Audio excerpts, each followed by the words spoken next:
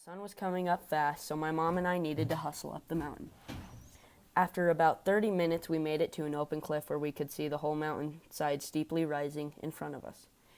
We sat there and silently scanned through the quakies and oak brush with our binoculars. An hour later, with no success, we decided to move to another ridge. "Holy crap," yelled my mom. What? I yelled back. "There's a big 4-point on the other hill. He's huge. Get your gun." Where? Where is he? I can't see him." She pointed out where he was bedded down, but my hopes plummeted. Through my scope, I saw only tiny little antlers. "Mom, it's a spike. I don't want to shoot a little one. Trust me, it's a big one." I went with the flow and hustled down the hill. I looked off my bipod and he still looked little, but it wouldn't hurt to check. I knelt and leaned across a dead tree.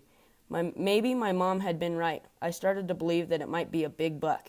Wanting to get closer, I snuck into a rock slide and laid down across a huge white rock. Then I saw his antlers. "Mom, bring me my pack. I'll shoot this buck."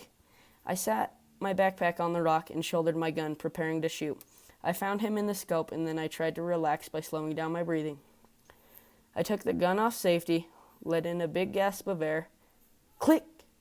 There wasn't a bullet in the chamber. Now the buck fever had really set in, and I cocked the bolt back to put another round in the chamber. My heart raced as I took the gun off safety. Once again, I let in another deep breath. Bang! The deer jumped up and started running.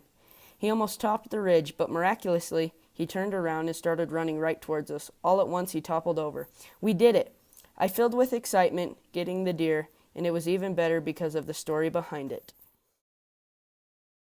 After a tiresome and eventful day filled with stress from English class, Nick and I decided to go have some fun.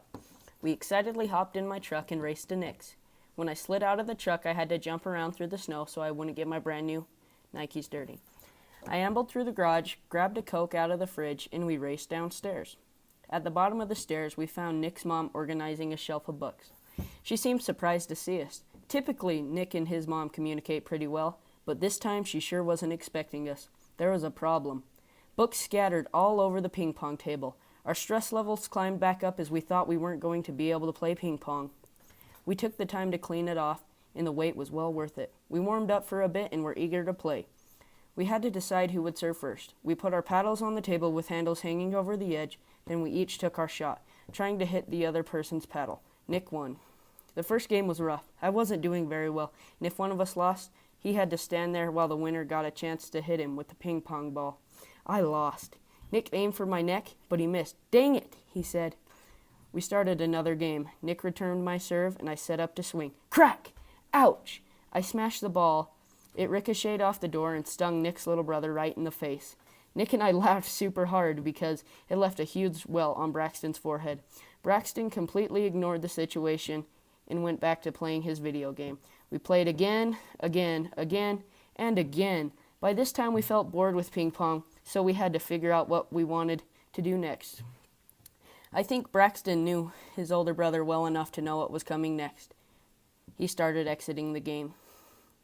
Nick yelled at his little brother and we took over the Xbox. "What do you want to play?" asked Nick.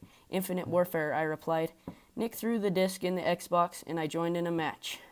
After the first game, we unlocked a supply drop. Unfortunately, nothing good came from it. My phone started buzzing. Even more unfortunately, it was my mother telling me to hurry home. "See ya, guys."